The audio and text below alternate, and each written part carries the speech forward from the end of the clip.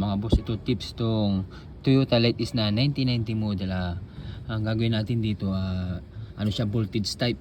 Yung alternator ngayon, papalitan na natin ng IC type. Ngayon, paano bang mag-wiring ng voltage type to IC type? Ayan o. Ito, tiyanggalan natin yan. Tapos, ito na ilalagay natin. IC type, yung dalawang wire lang yan. Ay, ngayon o. Sige natin, hindi pa nakakunik ha. Susi natin. Sinusi natin, umiilaw na yung indicator ng battery. Pero hindi pa nakakabit yan. Eh ngayon, saan makikita yung voltage regulator nito? Dito na makikita mga boss. Punta tayo sa kabila. Boss, para pag mag-DIY kayo, yun. Kayo na ang gagawa yan. Tanggalin natin yung voltage yan dito. Yan. Tanggal lang yung cover dito. So dito makikita yung voltage regulator niya mga kababayan. Okay, tignan nyo. Nakailaw yan, di ba? Nakailaw yung sign ng battery. Bubunutin ko to. Mawawala yung ano doon. Ilaw. Yun, binunot ko na siya. Wala na yung sign ng battery. So gagawin natin dito mga boss. So yun.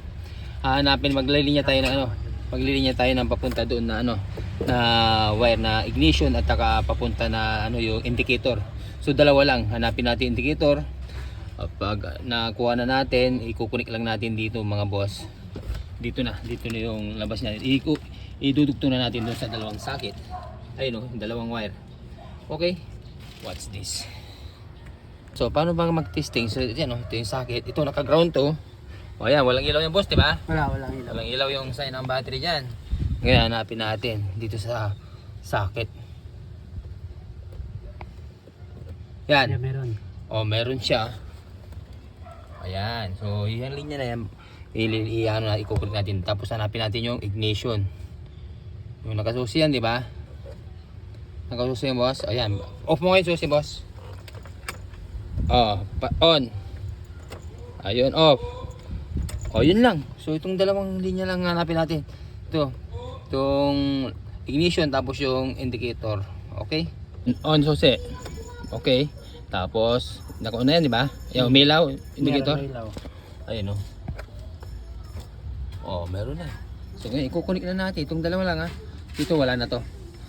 Dalawan lang yun Dalawan lang na wire. Okay. Paano mo malalaman kung saan yung indicator diyan tsaka yung ignition? Dito. Yan, nilagay ko sa live yan. Ayun nakikita yung umilaw. Ayun umilaw siya. Ito isa wala. So ibig sabihin ito yung ito yung ignition, ito yung indicator. Nakuha nyo? Yan kailan nakalagay dito sa live yung testnet ha. Okay. Ito na yun guys. Ito na yun. Ito na yung ignition saka indicator. So itong dalawa lang. Ito wala na to. Tuloy na natin to para hindi na-struggle dito sa atin. Ayan, ito na mga boss Off ko muna para sure ball. Okay, so ito na mga boss Yan, dalawang socket na IC type yung nilagay natin. Dati ang nilagay nila yung voltage type. Wala yung alternator dito kaya ito yung yung socket na dati. Kaya ang gagawin mo lang, dalawang linya lang mga kababayan. Yung mga nag-DIY so ganyan. Gayahin nyo lang to. Okay, tapos yan natin yan. Alright.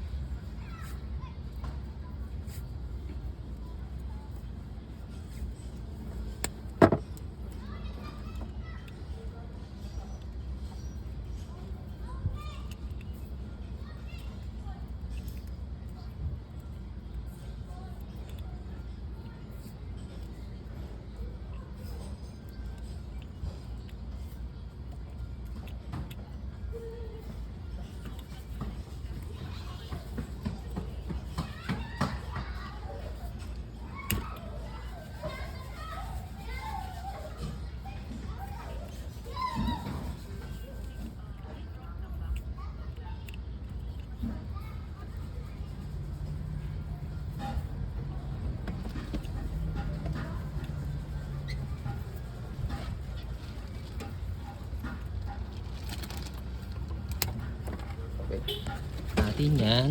Ayun. Socket. Yun. Tapos, ayun. Tornilyo. Nasa yun natin ito.